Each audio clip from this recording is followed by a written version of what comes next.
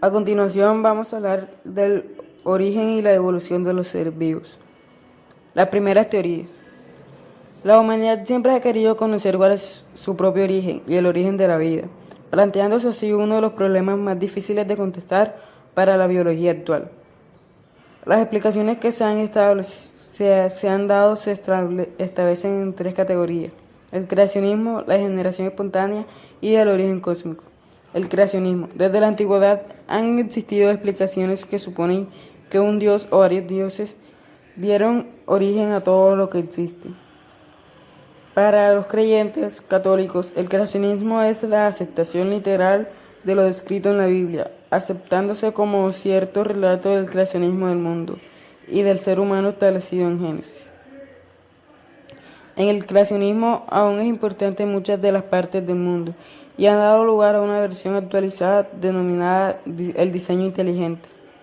La generación espontánea. Desde la antigua Grecia se pensaba que los seres vivos podían surgir a partir del lodo, el agua y la carne en descomposición y otros elementos, sin la existencia previa de otros organismos. Pero a partir del siglo XVIII, Francesco Redi y especialmente en el siglo XIX con los trabajos de Louis Pasteur se demostró la imposibilidad de la generación espontánea, ya que siempre debían existir organismos precursores para la formación de descendientes. Demostraciones de la falsedad de la generación espontánea. Experimentos de Redi. Se mete en dos botes dos trozos de carne. Uno de ellos se deja abierto y el otro se cierra. Al cabo de unos días aparecen larvas en el bote abierto, pero no el cerrado. Las moscas dejaban sus huevos en la carne y de ahí la generación de las larvas. Origen cósmico o panspermia. Es una teoría dada por Stephen Arteus en 1908, la cual la vida se ha generado en el espacio anterior, viajando de uno de los mundos a otros a través de cometas, meteoritos, ya que estos tienen restos de materia orgánica como hidrocarburos, ácidos grasos o aminoácidos. Pero a partir del siglo XVII, Francesco Redi y especialmente en el siglo XIX con los trabajos de Louis Pasteur, se demostró la imposibilidad de la generación de organismos precursores para la formación de descendientes. A continuación les vamos a hablar sobre la teoría actual. La teoría actual para explicar el origen de la vida se basa en comprobar experimentalmente cada uno de los pasos necesarios que se han debido producir en un lugar de la vida y tal como la conocemos. Los pasos para explicarlo son: el origen y los precursores orgánicos, origen de biomoléculas, origen organizada celular. Ahora vamos a hablar del origen de los precursores orgánicos. Los seres vivos están formados por carbono, oxígeno, nitrógeno, hidrógeno, fósforo y otros elementos químicos en menor cantidad. Los datos científicos establecen que la atmósfera primitiva estaba conformada por dióxido, aminoácido, metano, hidrógeno y vapor de agua. La ausencia del oxígeno determina la atmósfera primitiva que tuviera un carácter reductor, permitiendo el origen de la vida, ya que el oxígeno es un gran oxidante que destruye la materia orgánica. Actualmente se manejan diferentes composiciones de la atmósfera primitiva, especialmente con cierta cantidad de nitrógeno en su composición. El origen de las biomoléculas. En 1924, Oparin expuso que el origen físico-químico de la vida tuvo su origen en el agua y mares poco profundos. La interacción de los componentes atmosféricos disueltos en el agua con la radiación ultravioleta del sol, tormentas eléctricas y vulcanismos permitieron reacciones que dieron origen a la primera molécula orgánica. Este escenario se conoce como sopa caliente. En 1953, Miller comprobó la aparición de aminoácidos y otras moléculas orgánicas en su experimento. El experimento de Miller. Se simulan las condiciones iniciales de la atmósfera terrestre. Se introduce una mezcla de gases en diferentes proporciones.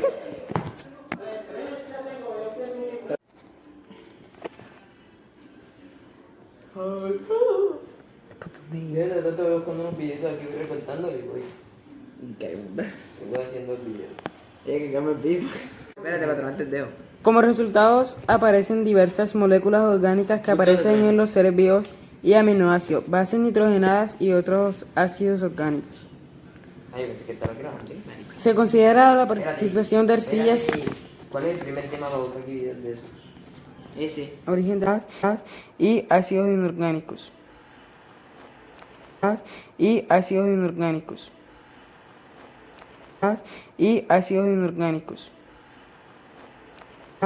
Y ácidos inorgánicos. Y ácidos inorgánicos. Y ácidos inorgánicos. Se considera la participación de arcillas y piratas como la catalización de las primeras reacciones para la formación de los primeros polímeros biológicos, como las proteínas y los ácidos nucleicos. Actualmente se consideran otros escenarios posibles, como los manantiales de agua caliente de los fondos oceánicos. Origen de la organización celular.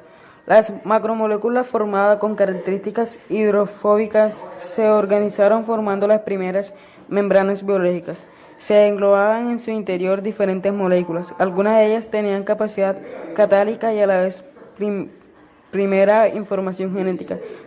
Se consideraba que las primeras células debían usar ARN como ribosomas y material genético. Es un escenario conocido como mundo de ARN. Más tarde se fue sustituyendo el ADN de molécula químicamente más estable. La célula primitiva primordial llamada Luca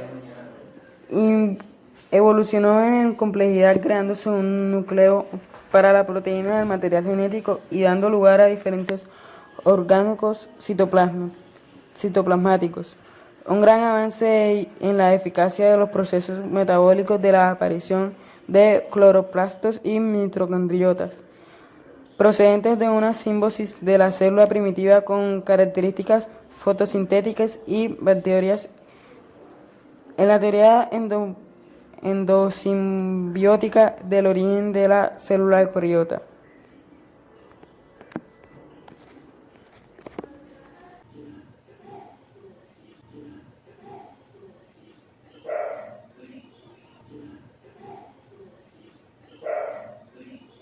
Teorías evolucionistas.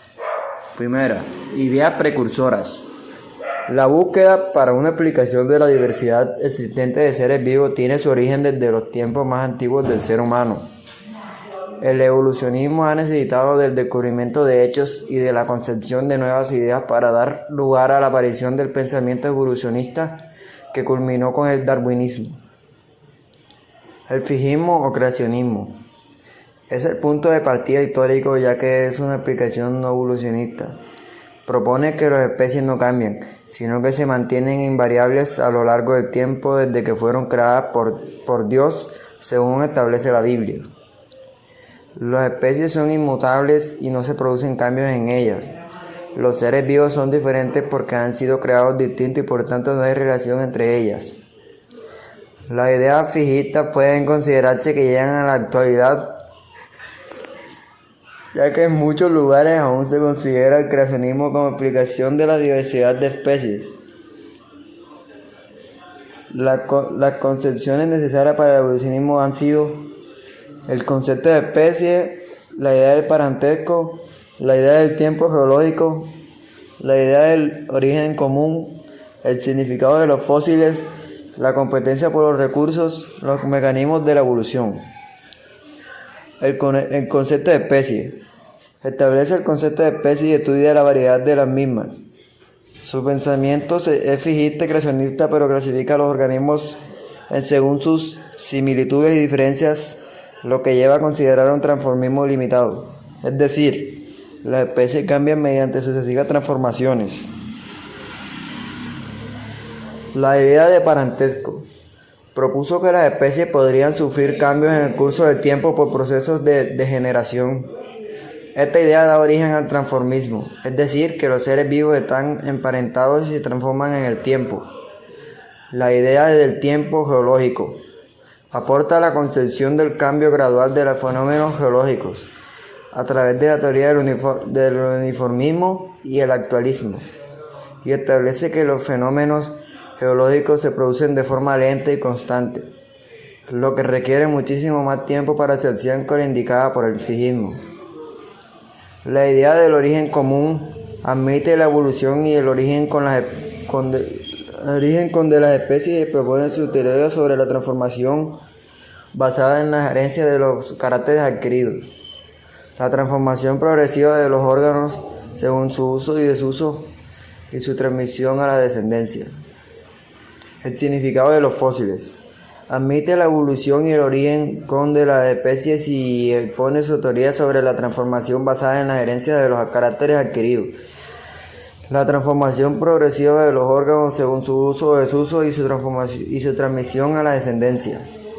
La idea de competencia por los recursos. Estudia las poblaciones humanas y concluye que dichas poblaciones tienden a crecer en progresión geométrica, mientras que los recursos lo hacen proporcional aritmética, por lo que se establece una competencia por lo mismo y solo los aptos sobreviven. Los mecanismos del cambio. Adjunten con Alfred Wallace explica los mecanismos que producen los cambios de los organismos a lo largo del tiempo y establece que es el proceso de selección natural el que explica el origen de las especies. 2. Teorías evolucionistas. La evolución es el conjunto de procesos y cambios secuenciales que se han producido en los seres vivos cuyo resultado ha sido la aparición de nuevas formas a lo largo del tiempo. Las teorías evolucionistas intentan explicar los procesos y mecanismos mediante los cuales se produce la evolución. Las teorías evolucionistas son el lamarckismo, el darwinismo, el neodarwinismo. El lamarckismo. Jean-Baptiste de Monnet, caballero de Lamarck, estableció que los seres vivos tienen un impulso interno hacia la perfección y la complejidad, como un principio creativo heredable a los descendientes. Su teoría se expresa en 2 puntos: o la herencia de las características adquiridos, según la cual se produce una transformación progresiva de los órganos según su uso o desuso y su transmisión de la descendencia, o de la existencia de un principio creativo que dicha herencia, resumida en la frase, la función crea el órgano. Esta teoría no explica los mecanismos de la evolución. Explicación del cuello largo de la jirafa según el lamarckismo. Las jirafas primitivas con el cuello más corto se esforzaban en alcanzar las hojas de los árboles, especialmente las más altas cuando la comida escaseaba, haciendo crecer su cuello. Con el estiramiento los hijos nacían con el cuello más largo y de nuevo se esforzaban por coger las hojas de los árboles. La acción continua de este esfuerzo en las siguientes generaciones permitió que las jirafas tuvieran aún el cuello más largo. El darwinismo. Charles Darwin y Alfred Russell establecieron la teoría de la evolución por la selección natural. Se basa en 3 puntos. O la elevada capacidad reproductora de los órganos, ya que las especies tienden a producir una elevada cantidad de descendientes. O la variabilidad de la descendiente, ya que los descendientes no son todos iguales, sino que presentan diferencias entre sí. O la selección natural en la descendencia, ya que cuando los recursos son escasos se produce una lucha por la supervivencia que permite que los descendientes mejor adaptados sobrevivan y se puedan reproducir. Como consecuencia, las especies cambian con el tiempo por la selección natural de los órganos mejor adaptados. Explicación del cuello largo de las jirafas según el darwinismo. La jirafa primitiva tenía el cuello más corto que el actual, pero existían unas con el cuello más largo que otras. Las jirafas de cuello más largo alcanzaban mejor el alimento de los árboles, especialmente en épocas de escasez, por lo que podían reproducirse, mientras que las de cuello más corto fallecían. Con la reproducción, los hijos de las jirafas de cuello largo heredaban ese carácter de sus padres y tienen el cuello más largo que sus predecesoras. Con el paso de las generaciones, las jirafas de cuello corto han sido eliminadas y la población actual está formada por jirafas de cuello largo. El neodarwinismo es la teoría actual denominada también teoría sintética. En ella se explica la evolución a partir de los nuevos conocimientos aportados por la paleontología, la cinética, la bioquímica y la genética. Se basa en el conocimiento de 3 puntos claves. El hecho de la evolución, que se fundamenta con las pruebas que indican que las especies cambian a través del tiempo, estando emparentadas entre sí al descender de antepasados comunes. Los mecanismos de la evolución, que se refiere a las causas que permiten la evolución y que son la fuente de variabilidad de los órganos y la selección natural. La historia de la evolución, que son las relaciones de parentesco establecidas entre un órgano y otros y su sucesión en el tiempo. Darwin se embarcó en la fragata Beagle y realizó un viaje alrededor del mundo que le dio las ideas para formular la teoría de la evolución. Busca información sobre dicho viaje. 3. El hecho de la evolución. A. Pruebas de la evolución. La ciencia de la biología actual no se puede entender sin tener en cuenta la teoría de la evolución. La evolución es muy difícil de observar directamente, pero todos los organismos vivos presentan rasgos evolutivos que lo demuestran. Las pruebas se pueden agrupar en 5 tipos: paleontológicas, biogeográficas, anatómicas, embriológicas, biomoleculares. Pruebas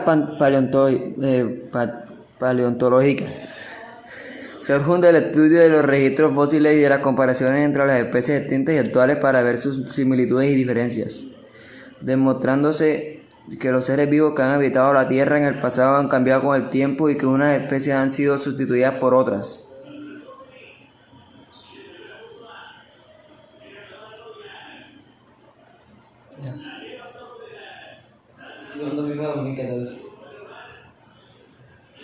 Hoy les vengo a hablar de los mecanismos de la evolución.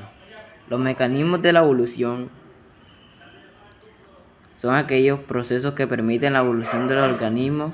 La evolución se produce por 2 causas fundamentales: la variabilidad genética y la selección natural. Nada tiene sentido en la biología si no es a la luz de la evolución. Theodosius Doddsky, uno de los fundadores de la actual teoría de la evolución, dijo lo siguiente: la variabilidad genética. Este término designa el gran número de genotipos diferentes existentes en cada una de las especies, que determina que ninguno sea igual a otro y por lo tanto que existen diferencias entre ellos, creando organismos con distintas características. Las fuentes que aumentan la variabilidad en los genes se deben principalmente a 2 procesos. 1. Mutaciones, o son los cambios que se producen en el genotipo de los organismos y que afectan tanto a los nucleitos del ADN, a los genes o a los cromosomas. Estos cambios que expresan y se manifiestan en las características del individuo, o albinismo en el conejo. El funcionamiento del gen normal produce un pigmento que da color al pelaje del conejo. Una mutación en ese gen impide la formación de pigmento, por lo cual el pelaje queda en blanco. O las mutaciones se producen independientemente del ambiente por los errores al azar en la reproducción, pudiendo tener positivos, aunque la mayoría de las veces sea perjudicial para el organismo. Prueba en bacterias. Las bacterias forman colonias cuando las ponen en un caldo de cultivo. Cuando se trasladan a un medio con un antibiótico, la mayor de las colonias mueren. Una colonia sobreviven tenían previamente un mecanismo de defensa originado por alguna mutación en sus genes. Recombinación genética, o es la mezcla de los genes que se dan en el proceso de meiosis celular, cuando se forman los gametos para la reproducción celular. En las meiosis se emparejan los cromosomas paterno y materno, intercambian genes entre sí, creando así nuevas combinaciones. O la recombinación aumenta la variabilidad al permitir que se junten genes maternos y paternos, creando con ello un número muy elevado de combinaciones y de células con diferentes información. La recombinación genera un elevado número de combinaciones de genes en los cromosomas. La selección natural. En el proceso por el cual se seleccionan las mejores combinaciones genéticas en relación al entorno donde se desarrolla el organismo. Las combinaciones de genes que determinan características y producen un peor adaptación eliminan, mientras que las mejores permiten una mejor reproducción, de tal forma que dichos genes se hacen más abundantes en la población. Ejemplos de selección natural. Ejemplo 1. En la población de conejos aparecen algunos con pelo blanco, que son más visibles por el depredador. La eliminación de los conejos blancos permite que la mayoría de los conejos sean de color. Ejemplo 2. En la población de conejos aparecen algunos con pelo blanco, que son más visibles por el depredador. La eliminación de los conejos blancos permite que la mayoría de los conejos sean de color. La selección artificial, realizada por el ser humano, es una prueba en la selección natural. Desde muy antiguo se han seleccionado plantas y animales que tenían interés en la alimentación, en el trabajo o simplemente para tener compañía. Así, a lo largo de los años, se ha disponer de una gran variedad de animales y plantas que distan mucho de sus formas originales. Ejemplos de selección artificial. La selección de rasgos diferentes en col primitiva ha originado distintas variedades que se utilizan en la alimentación actual. De igual forma, se han producido las distintas razas de ganado, de perros y de plantas. Consecuencias. La actual de los mecanismos responsables de la evolución a lo largo del tiempo ha hecho que los organismos se diversifiquen según los distintos ambientes de la Tierra. A nivel genético, la evolución representa una variación de los tipos de genes a lo largo del tiempo, con cambios de unos alelos por otros en las poblaciones. Tres son las principales consecuencias de fundacionamiento de la evolución. Bien, las tres. La adaptación de los organismos, la especiación, la diversificación de especies. La adaptación de los organismos. Una adaptación en toda característica de un organismo que mejora su posibilidad de supervivencia en un medio ambiente determinado y, por lo tanto, el número de descendientes que puede dejar a la siguiente generación. Como en media cambia, los seres vivos deben cambiar a su vez para poder reproducirse cuando el cambio es muy brusco. Muchas especies no pueden adaptarse y por ello se extinguen. Las principales adaptaciones se agrupan en adaptaciones anatómicas. La adaptación al vuelo a permitir a diferentes grupos de organismos colonizar el medio aéreo y utilizar sus alas como forma de desplazamiento. La adaptación a la vida en medios con escasez de agua ha provocado que estos organismos excreten una orina prácticamente sólida en vez de acuosa. Adaptación de comportamiento. La adaptación a la vida diurna o nocturna requiere adaptaciones en el comportamiento con formas de caza diferentes. La especiación es el proceso por el cual un grupo de organismos, algunos se diferencian por causas adaptativas y se separan, dando lugar a otro grupo parecido pero con adaptaciones diferentes que en el paso del tiempo deja de reproducirse con los del grupo inicial, dando lugar a una especie nueva. Las causas que se separan a los individuos y provocan el aislamiento de una población puede ser muchas, entre ellas la creación de nuevas islas, la formación de una montaña, el aumento de caudal de un río, el cambio de hábitos en alimentación, el cambio diurno o nocturno, viceversa. Ejemplos de especiación. En una zona en la cual había una especie puede aparecer con el tiempo una barrera. En la barrera que separa a la especie en dos poblaciones que evolucionan por separado, tras mucho tiempo ya no pueden reproducirse entre sí y forman especies diferentes. La diversificación. La gran diversidad de especies es la forma visible de la evolución y una de las pruebas de la misma. Como consecuencia de estos procesos se han originado en la actualidad diversas de estas especies existentes sobre la Tierra. la gran variedad de organismos que es la mayor riqueza de nuestro planeta. Hay dos formas de evolución según la diversificación de los organismos. La evolución convergente se produce cuando los organismos ocupan ambientes parecidos por la que tienden a tener grandes semejanzas en sus formas, aunque no sean especies emparentadas. Las formas hidrodinámicas de los organismos son consecuencias de la adaptación para una mejor movilidad en el agua, porque forma delfines, tiburones, insectos acuáticos y otras especies son semejantes. La evolución divergente se produce cuando una población queda aislada del resto de la especie y, como resultado de adaptación diferente, se producen formas distintas pero manteniendo la estructura del tipo original. La aparición de las extremidades con 5 dedos en los mamíferos primitivos se han diferenciado en numerosos tipos como la pata del caballo, el ala de los murciélagos o las aletas de los delfines. Controversias. La evolución es un proceso muy complejo y hay múltiples investigadores que aportan diferentes versiones en los procesos y en las pruebas para explicar los mecanismos de la evolución. En cualquier caso, el hecho de la evolución está fuera de toda discusión.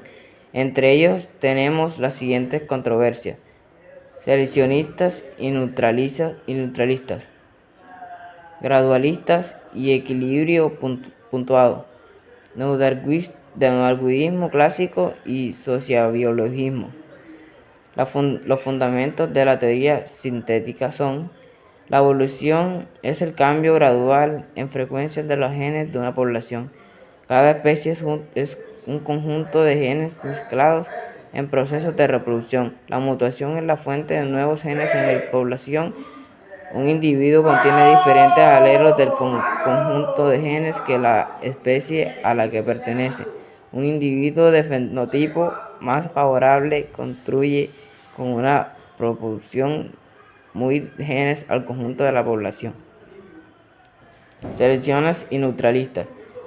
Destacar a Moto Kimura, 1968. Se diferencia en el valor que se da a la selección natural. En la teoría sintética, el proceso fundamental es la selección natural, que actúa sobre los genes que se dan en una mejor.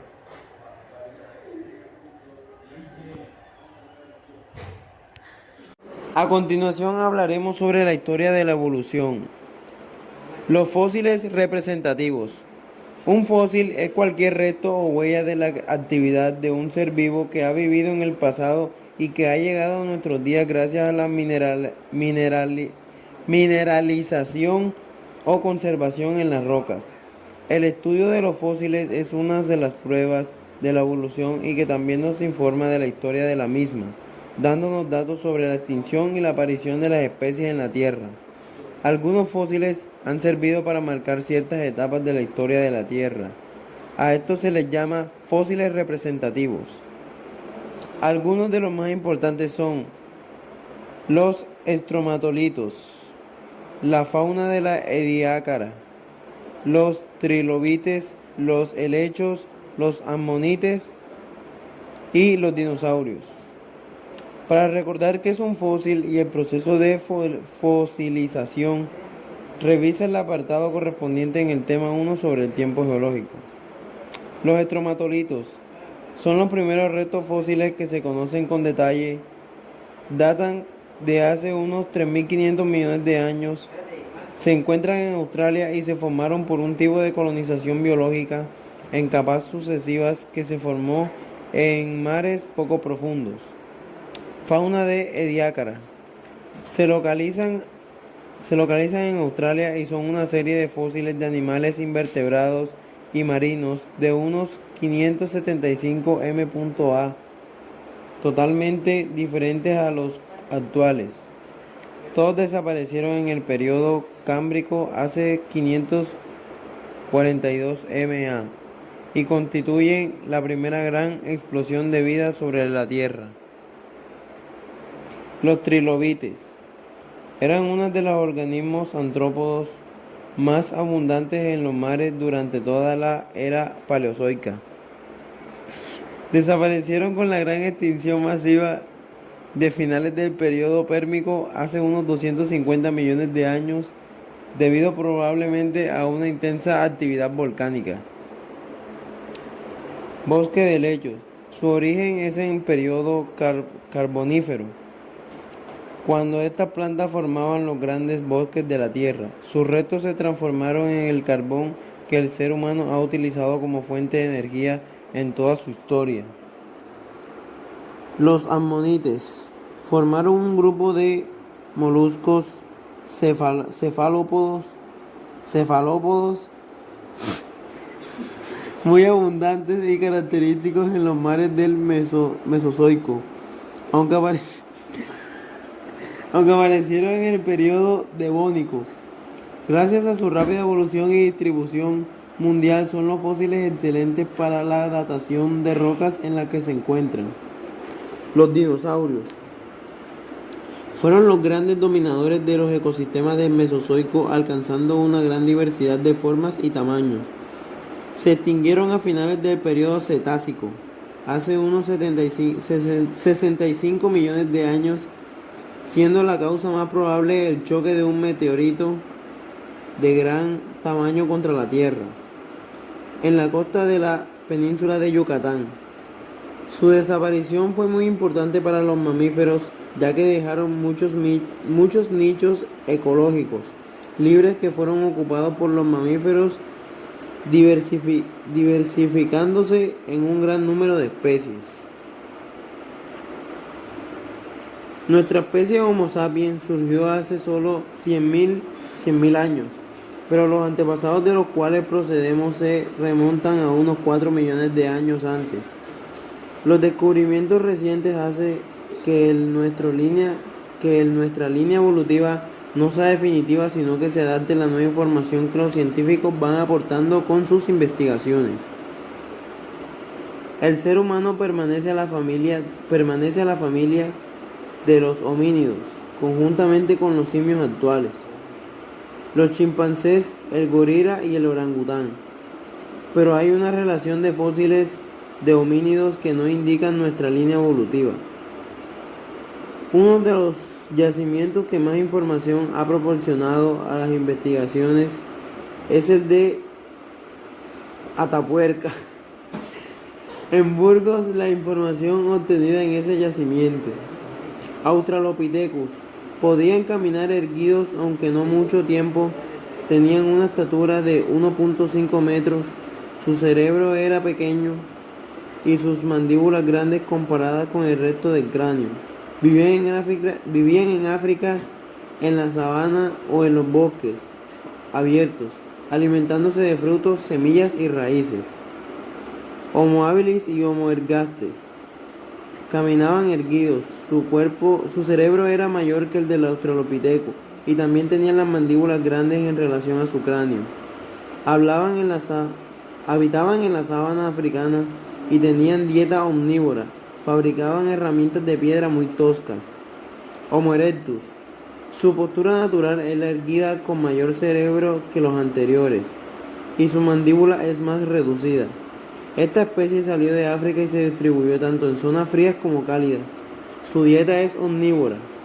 Dominó el fuego y fabricó herramientas más elaboradas. Homo antecesor. Su capacidad craneana es de 1000 cc.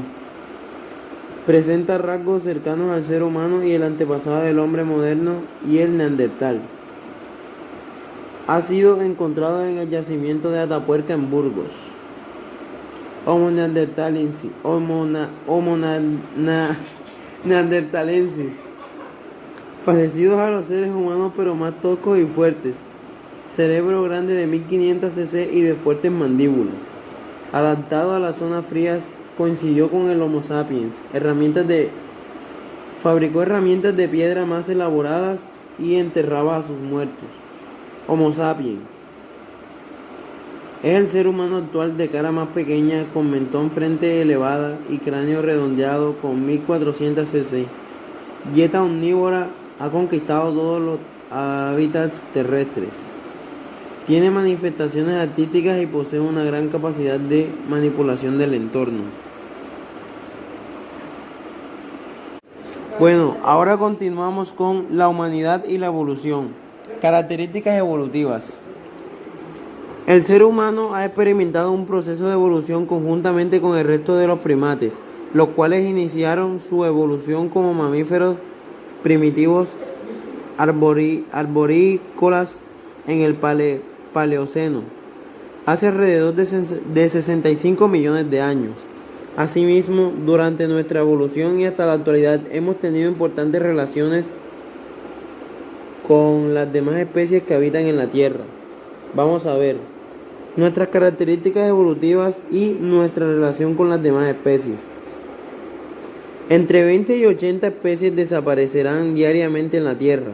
Hoy el índice de extinción de especies es 1000 veces superior que el ritmo natural. Características evolutivas del ser humano.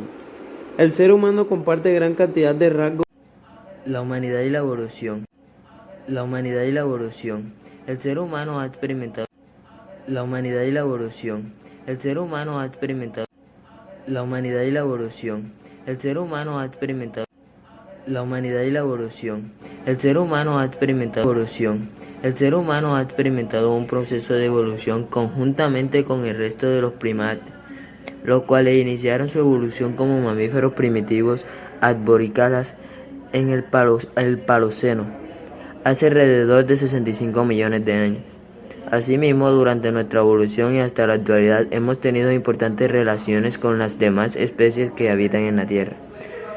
Vamos a ver nuestras características evolutivas y nuestra relación con las demás especies. Entre 20 y 80 especies desaparecieron diariamente en la Tierra. Hoy el índice de la extinción de las especies es 1000 veces superior que el ritmo natural. Características evolutivas del ser humano. El ser humano comparte gran cantidad de rasgos con el resto de los primates porque estos presentan más características propias. Como consecuencia de nuestra evolución, las características son: 1. Somos plenamente bípedos. Andamos erguidos completamente. 2. Extremidades posteriores incómodas y anteriores manipuladoras. 3. Manos con pulgares oponibles para manejar con agilidad objetos. 4. Ojos al frente con visión estereoscópica para apreciar relieves y formas de distancia. 5. Mandíbula más corta y en forma parabólica, o sea, ortoorganismo. 7. Dientes más pequeños y músculos masticadores menos desarrollados. 8. Gran capacidad craneal y gran desarrollo del cerebro, con altas capacidades cognitivas. Y 9. Desarrollo en los órganos fenodales, como el desarrollo del lenguaje como forma de la comunicación. Relación del ser humano con las demás especies. Nuestra forma de vida nos ha llevado a relacionarnos con otras especies, unas veces de unos beneficios, con fuentes de alimentos y otros recursos, pero en otras hemos provocado su desaparición tanto en el pasado como ahora en el presente. En el pasado, la caza y el uso de fuego por el ser humano han sido los responsables de la desaparición de especies en el pasado. Una vez por cambios climáticos naturales adversos. Algunos ejemplos son: muchos grandes mamíferos se extinguieron en un periodo entre 90.000 y 20.000 años, como el mamut y el mastiloide. Con este desarrollo de la agricultura y la domesticación de los animales de hace 10.000 años comenzó la selección de especies para la alimentación humana. Caza excesiva del ser humano han hecho desaparecer numerosamente especies con el dado del siglo XVIII. La paloma migratoria americana en 1914 o el tigre de Tasmania en Australia en 1936. En el presente, la principal consecuencia de la forma de vida del ser humano es la presión que está ejerciendo sobre las demás especies, llevando a su extinción. Muchas de las especies que desaparecen ni siquiera han sido descubiertas y estudiadas, perdiéndose así para siempre. La presión humana debe variar en causas. Por ejemplo, la caza, el coleccionismo y el comercio, que afecta parcialmente a las especies exóticas. La introducción de especies invasoras que desplazan a las autóctonas, provocando su desaparición. La pérdida del hábitat debido a nuestra deforestación y la desecación de humedades y urbanismo descontrolados. La sobrepesca, la ganadería excesiva y la agricultura intensiva son responsables de la desaparición de un gran número de especies con importancia técnica. La contaminación en el entorno natural, el cambio climático que está sucediendo en la actualidad, está llevando a muchos ecosistemas a una situación límite. Y por último, la colonización